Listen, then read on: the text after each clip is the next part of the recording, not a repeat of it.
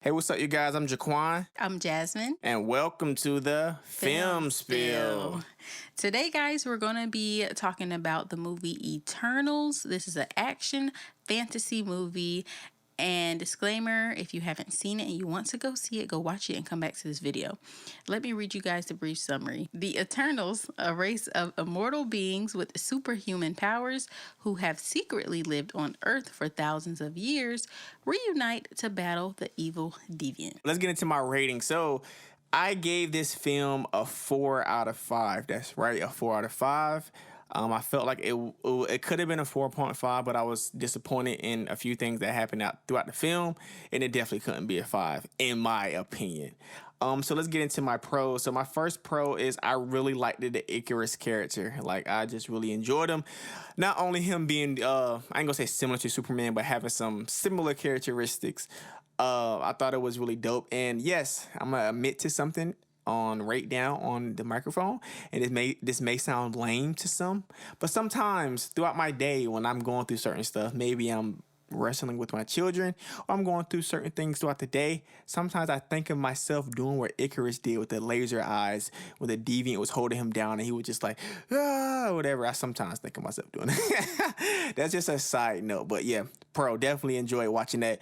That was something that we seen in the trailer, but just seeing him throughout the film doing the laser eyes a few times, that was pretty dope. My next pro, I like how they showed them all coming together to stop a Celestial. It makes you know that a Celestial can be stopped. You know, I think we talked about that a lot throughout the film. Like, all right, these guys are too strong. Like, how can they actually die or get beaten up? So just to see that them banding together with their powers, that they actually could be stopped, I thought that was really dope. Even though I think they talked about Planet Nowhere, I think in Guardians of the Galaxy, like that's a Celestial. We really never really talked about how they actually can die. So just seeing that banding your powers together, you may be able to, I ain't gonna say die, but at least stop them or something. The next part I had, I just love how they depicted Ersham the Judge. His body was really cool. We talked about how major he was just outside of the Earth. Just basically, he's just gigantic. And definitely towards the end, when he appeared in the sky and he abducts Cersei, Phastos, and Kingo to assess their memories. I thought that was really dope. He just parted the sky and then literally like, come here, let me go ahead and talk to y'all first. Was huge. Definitely.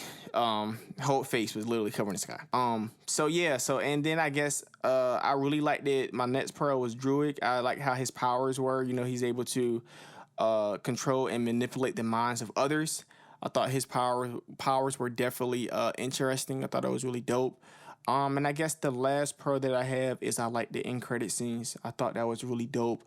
Not only bringing in Thanos' brother, but also just how they also bring in Blade with Black Knight. I thought that was definitely dope, and you know, I've been ready for Blade to come into the MCU, so it was interesting that they did that. And I think I told you this throughout most of the Marvel films that I've watched this year. I think that Eternals had the best end credit scenes, in my opinion. So let's get into my con. So the first con, I didn't like how Icarus betrayed everyone. Like, you know, that was kind of extra. Like, wow, he betraying everyone. Then towards the end, he sacrificed himself. It's like, I'm gonna do all this stuff to betray you guys, and then next thing I'm just gonna sacrifice myself. It's like, really, you felt guilty. Right? Yeah, but why now though? No, I understand. You should have been after you killed. He betrayed them, and then he helps, and because he wasn't gonna help at first. Yeah. With the Unimind thing, and then he felt guilty for what he had did, so he flew into the sun, which was crazy. I felt like you should have been guilty after you killed, another fellow Eternal.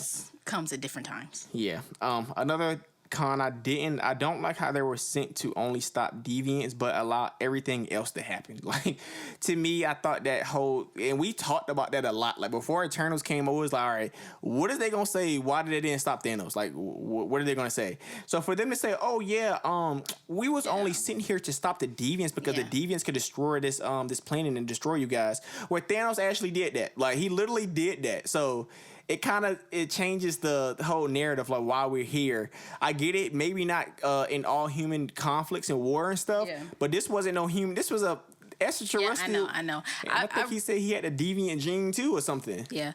I really feel like it's one of those things where it's like you have your set. What am I trying to say? What? You are born to what? Like, you have your set path. Like, this is what your purpose. That's what I'm trying to say. They're born with a purpose to do this one thing. Just like with, I can't think of her. I'm sorry, I'm going off the really powerful one. So Captain Marvel. Yes, and it was like, why weren't you here for blah blah? But she's fighting bigger stuff than what they're fighting. Like I feel like every superhero has their level or threats or monsters to fight. But guess what? There's bigger ones out there that other people are fighting. But they was living on Earth. I just feel like they had their purpose, and they were just only there for their purpose. They weren't trying to. Captain Marvel, I can give you that. She's off planet handling bigger things. They was there. They was literally, and it was like, you know what? I feel like they just had their purpose. They didn't want to step in. Which we've heard a million times before. It's like, okay, I'm only supposed to do this. I'm not supposed to step in. I guess if you're gonna say that, and of course this is a film you love, so of course you're gonna defend. But yeah, I thought that could have been different. The next con that I had is I didn't like that the Eternals were robots, like, or whatever you want to call them, like these different sentient beings. Like in the comics, they weren't actually robots. They were actually people that were altered or whatever. Their genes were altered. So I thought that could have been explained. And of course, one of my biggest cons, which is why I would never give this film a 5, is the fact that, and I'm not the only person who feels this way. I specifically watched the Eternals for one reason. I wanted to see if they were going to introduce X-Men. That was literally the only. I'm like, okay, cool, because in the comics, once again, this is how these things are explained. You know, they had a play, or at least the Celestials had a play actually creating the X gene. So this whole time frame when the whole Eternals, I'm like, okay, cool. This is how they're going to bring in the X-Men, even if it's small and late in the this is the first mutant. They could have, and mind you, they could still go back in Eternals 2 and do this, but I felt like they could have at least hinted, and the fact that they already changed it with the robots, they already kind of messed that up because, and I seen somebody say that, like, they already kind of took it upon themselves to say humans were just food or just energy sources for the next celestial being to be. So, but in the comics, humans were actually, they was altered. I think it was apes or something. Basically, I wrote, originally the Celestials created both the Deviants and Eternals by tinkering with the genetics of ancient apes on Earth. The process created these rival superpowered races, but it also led to a third creation, mutants. So in the comics, they literally did this this route, but in the MCU, they changed it. And that was really why I was like, no. Because I feel like this could have easily been a door that could have been open, and they just shut that door. Oh no, humans are just food to, open up the next celestial, and you guys are robots.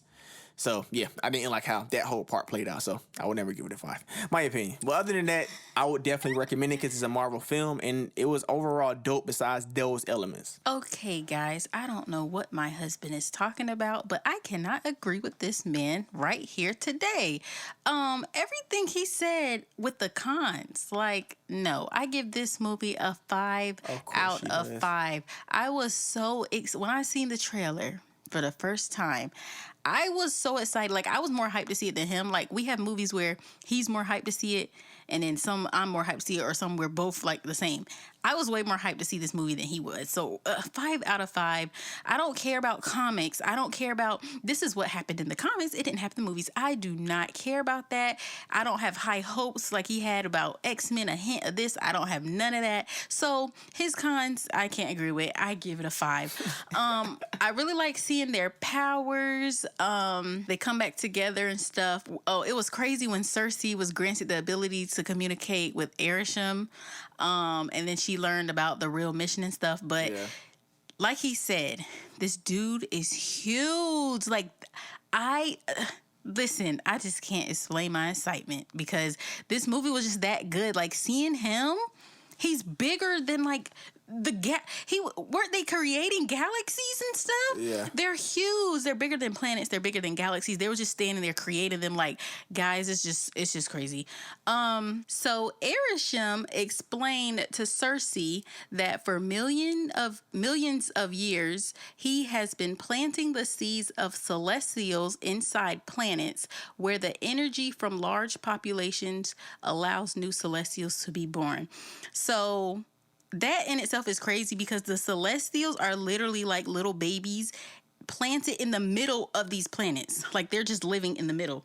And basically when they're ready to be born, they basically come out of the middle of the planet. Like their explodes whole body comes out and it shatters the planets. So that's why, if you didn't understand, that's why it was such a big deal. And they said after the blip is when the other half came back to Earth. Earth had reached the necessary population for the birth of the celestial Tiamat. Tiamat, yeah. Tiamat. So that's why that whole situation was crazy, because basically Earth was going to be shattered to let the celestial be born. So they had to figure out how to stop it or delay it. And they basically said, okay, let's do the whole Unimind thing, which is when they all connected their minds to produce enough power they was trying to make him go to sleep or something, but she ended up turning him to marble. But like he said, it was really crazy to learn about Icarus, how he had their leader Ajax killed by deviants when he learned that she wanted to stop the emergence. So it was just kind of crazy that he had her killed, and then he ended up helping stop the emergence. You know what I'm saying? But like he said, Icarus felt really guilty, so he flew into the sun after they did it. And then Sprite had asked to be turned into a human because she was tired of being a child. Basically, like she wanted to experience love and relationships and all that other stuff. And basically at the end, when Arishem opens up the sky, like that part was so crazy. Like I thought it was over. Like it's the end. Okay, we're outside, blah, blah, blah. And literally the sky, everything just goes dark and it's thundering and lightning. And all you see is the sky opened up and it's his face. Like you just see his face. And then he drags them into space. Savage. He drags them into space to tell them how unhappy he is with their treason. And basically they're going to have to face judgment or whatever.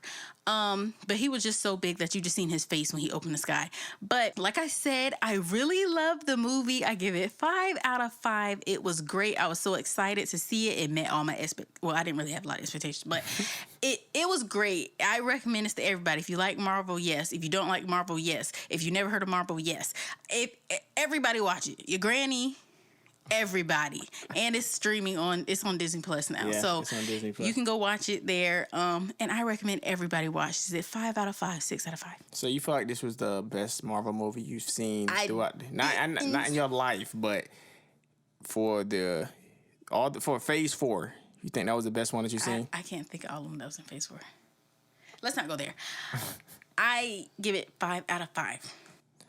Well, yeah, it's definitely interesting. It's gonna be dope to see how they're gonna explain how Tiamat is just sitting out, because he's actually out of the water, right? He's like halfway out of the ground, or whatever. Like halfway or a little bit out. Yeah, so it's gonna be interesting how they explain. Oh, what's the other Marvel? Like a mountain or something. Yeah, like the other Marvel films, like how they're gonna explain this creature that was coming out of the water. And I don't even think about explaining. Forget Tiamat.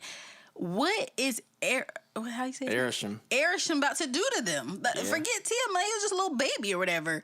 Arishem, his or whatever he wants to do. This big old guy, that's who I'm wondering what's about to happen. And it's crazy because it's like, y'all thought y'all beat Thanos, but now Arishem is coming. He's bigger than him. Come on now.